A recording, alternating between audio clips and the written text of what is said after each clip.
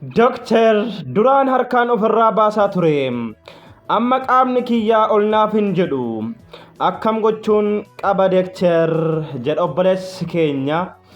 Akkuma duratti kaasnee dubbataa turregaa namoonni miira kana keessa turtan namoonni duraan isinitti maan ture fedhii ofii ofiin of gammachiisuu haala kana keessa kan turtan deebi'ee qaamni saalaa keessan kan isin jala laafuu fakkeenyaaf yeroo wal qunnamtiif kakaatan takkin ammoo dhiigaan guutamutti saatii isin wal qunnamtii seenuuf jettanitti kan qaamni saalaa keessan hin jabaanne sababoota garaagaraa ta'u dhukkuba garaagaraa illee tokkuma kaasaa ture akkasumallee sababa sanaafis illee ta'u kan qaamni saalaa keessanii jabaachuu didee ka'uu didee yeroo haadha manaa keessanitti dabalamtan kan isin jalaafu furmaanni waan kanaa maali?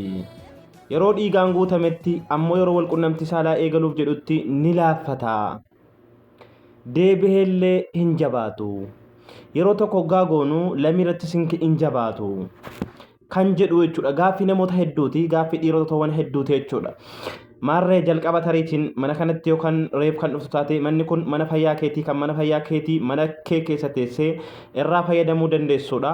Mana kana laayikii gochuudhaanii kooppiliink sheer gochuudhaanii riipoosti gochuudhaanii yoo mana kana foloon goone ta'e foloo gootee nutti dabalamu guyyaa guyyaarraa viidiyoo nuti asirraa maxxansinu akkas bira ga'uu fi sappoorta kan gootu dhiifamaaf isin gaafannaa kabajaan waliin jechuudha. Maarree furmaanni waan kanaadha. Yeroo hedduu qaama saalaa dhiiraa kufe fakkeenyaaf akkasitti kan kufe kaasuudhaa fi viidiyoon asirratti hojjedhellee bal'inaan ni jira. Bal'inaan ni jira jechuudha. Damma xiqqoo fudhannaa zayita qurunfudii fudhannaa akkuma duraan sinii kaasaa ture zayita qurunfudii zayita zaafaraanaa yoo arganne itti daballaa jechuudha. Maal goonaa qaama saalaa keenya kan yeroo rafuudhaaf deemnutti itti dibnaa jechuudha. Itti dibnee rafnaa jechuudha. Torbanitti yeroo sadii fayyadamii turtii ji'a kan guunne keessatti atu jijjiirama arguu dandeessa. Qaamni saalaa kee duraan akkana ture dhiira duraan akkana ture. Deebee sani waxxaramu argitaa jechuudha. Yeroo gabaabaa keessatti ajaa'iba viidiyoo chaalenjii ajaa'ibaati itti fayyadama.